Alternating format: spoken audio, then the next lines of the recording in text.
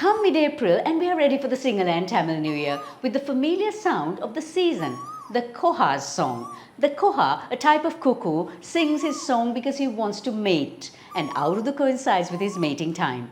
The Koha is not a migratory bird and is extremely shy, only plucking up courage to speak out during mating season. Now, that's a lovely bird fact, isn't it? So welcome to Kaleidoscope, the sound of the Koha and our Avurudu show. On today's show, visit the Avurudu Kade with us. What don't we know about our new year and how we are bringing technology to the simple farmer for a prosperous harvest. Kaleidoscope is on YouTube, Facebook, Instagram and LinkedIn. Remember to subscribe, follow and like us for more. A huge thank you to our wonderful partners on the show who also join us in wishing you a prosperous new year. Srilanka Life, CDB and The Daily Morning. She wins with CDB Wings, exclusive financial solutions for women.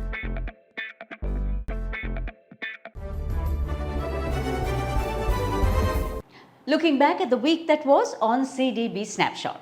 Sri Lanka's official reserve assets increased by 7.1% to $6.51 billion in March.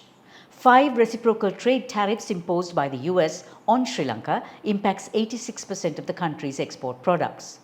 Colombo witnesses a rare celestial event on April the 7th. Shadows disappeared temporarily at 12:12 p.m. A baby is born for the first time ever to a woman in the UK with a transplanted womb.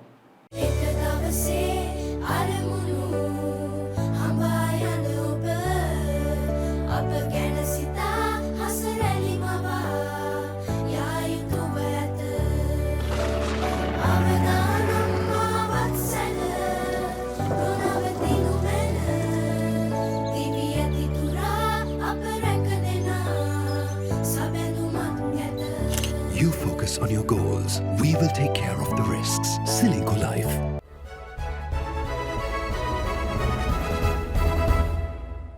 Welcome to Srilanka Life News Capsule. As Sri Lanka celebrates the Sinhala&Tamil New Year, we also celebrate harvest time. But as we move ahead, are we ready to reap in that harvest? By integrating advanced technologies to enhance farming efficiency and sustainability, Sri Lanka can join the global smart agriculture market, which is expected to grow to $33 billion by 2027. The Food and Agriculture Organization champions climate smart agriculture, an integrated approach designed to transform and reorient agricultural systems to effectively support development and ensure food security in a changing climate. Nalin, Munasinghe, Assistant FAO Representative Program, is with us today to take us through some steps on giving Sri Lanka a step up in smart agriculture. When it comes to smart agriculture, does it truly benefit the small farmer or is it yet another sort of tool that benefits large agribusinesses? Smart agriculture is for small farmer. At least FAO, the way we work, our main mandate, in that mandate, our main target audience is always smallholders. We always try to prioritize the smallholder.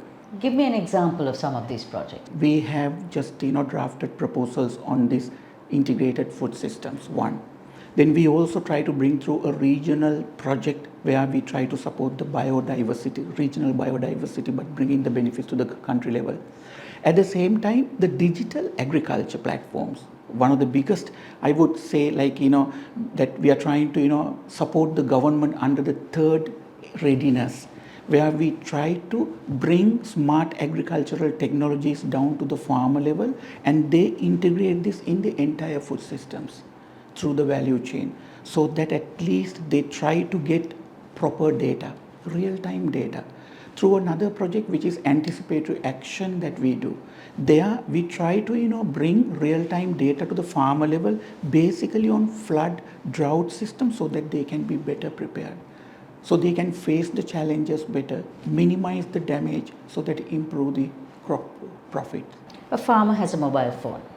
How does he make his agricultural pursuits work with that mobile phone? Number one is data, information. Nowadays, farmers do not have the right even market prices. But that's not the only thing. Market prices come only at the end part of the value chain. But we have to go a little bit further even before that. At the initial part of the value chain, you need like soil data, crop data, varieties, inputs. I mean, in Sri Lanka, a farmer does not have all these information under one roof, to access through their mobile phone. Now, FAO is working closely with the Ministry of Agriculture, Department of Agriculture, and other all stakeholders to bring this platform down first. We call it CropX.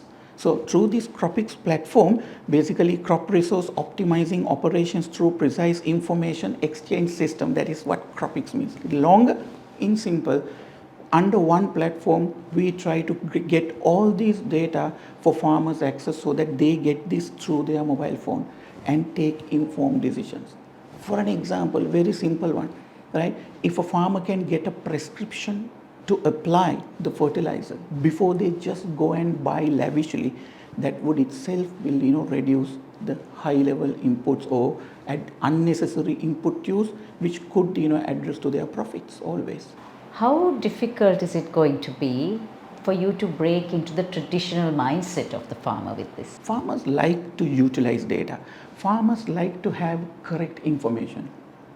But we also need to create that culture through the government mechanism, that interface. The extension interface has to be further strengthened, that both parties start working on a digital platform. We are not there yet. And here's what was up in the markets this week. Trading was halted many times at the Colombo Stock Exchange as downward triggers were reached. The all-share price index was mirroring drops in all the other world markets as stocks tumbled due to a fallout from US President Donald Trump's tariff wars. Crude oil prices hit a 4-year low, dropping below $60 per barrel on US recession fears and Trump's tariffs and Saudi Arabia's rate cut. Following US President Donald Trump's tariff war fueling recession fears, gold prices witnessed strong buying interest, holding firm above $3,000 per ounce. So would you like to adopt a soft toy? There are 8 million stuffed toys that end up in landfills each year, and this London-based shop is now upcycling thrown away stuffed toys, resurrecting them from the mire and putting them up for adoption.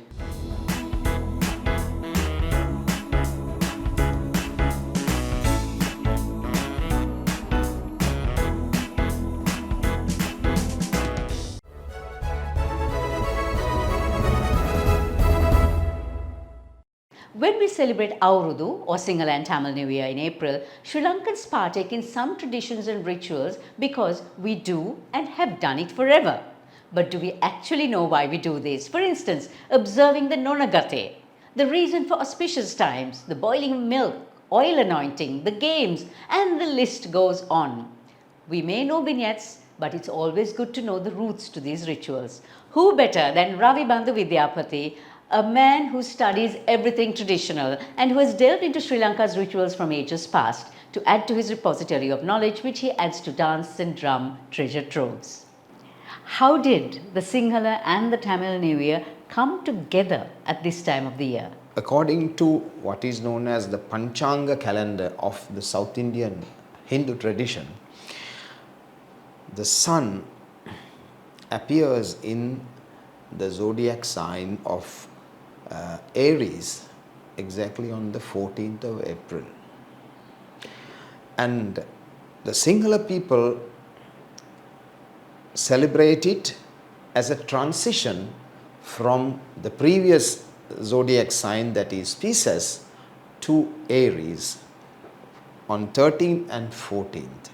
So the Sinhala and Tamil New Year comes together mainly as a sun worship. The time of harvesting, the harvesting is completed and people are rejoicing and celebrating nature. So what is the significance of the Nonagathey? Why do people have to observe it? Nonagathey comes from no nakatha, which means there is no auspicious times. So Nonagathey is exactly the short time span, maybe a couple of hours, just before the advent of the auspicious time to start the day or to light the heath. This in between time span is considered neither auspicious nor inauspicious. People believe it's the best time to engage in religious activities, perhaps a custom or a practice that had been coming down from the 18th century when the Nayakar kings ruled the Kandyan kingdom, and they considered this auspicious, I mean, the Nonagathey time is the best time to engage in religious activities. The king went to the temple of the tooth and he spent that time there. So the subjects obviously practiced the same thing, and it had been coming down probably since the 18th century. And why are there auspicious times for everything, for boiling of the milk, for lighting of the hearth, to stepping out to work?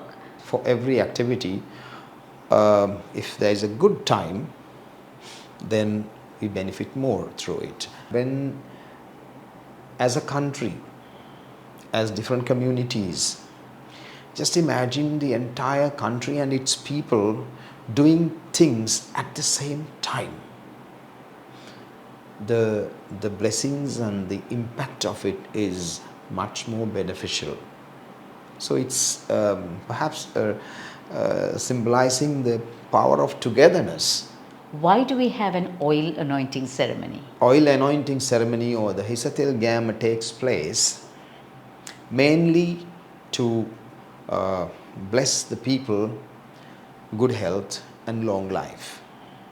Usually the monks take the lead in this activity, and when anointing the oil on your head, this liquid is prepared by mixing various things like oil and parts of various fruits and herbs, and you place some neem leaves and you stand there or kneel there, and on top of your head also it's something like that, either neem or some other kind of leaf, which is symbolic of protection. The games, all those funny games, how did they ever come to be? People are so joyous when they partake of these games, but it's actually only during Avurudu time. Most of these funny games or comical enacting of things, of course, using folk songs, stanzas and drums and some dance, have come about recently. They don't seem like ancient.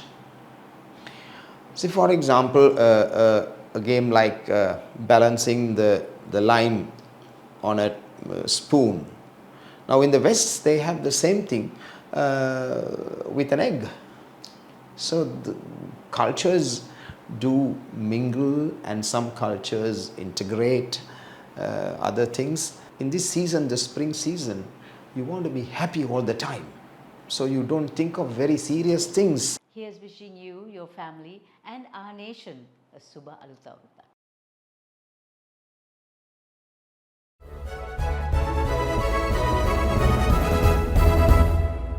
Mount Lavinia Hotel brought the spirit of Avurudu with all its trimmings, trappings, flavors and colors. Come, let's take a walk about in the Avurudu Kade. The spirit of community was all around as people dressed to befit Avurudu enjoyed everything that makes Avurudu special. Freshly made sweetmeats made the traditional way, including the freshest of kaum, kokes and the hard work of making dodol.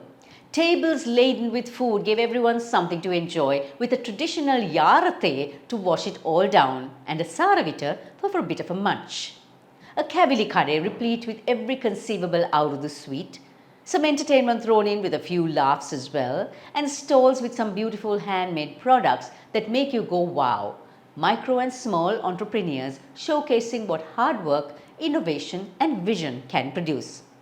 It was a lovely evening for everyone to get into the Avurudu spirit, and the good news is that the Avurudu Kade will be open at the Mount Lavinia Hotel until the 30th of April.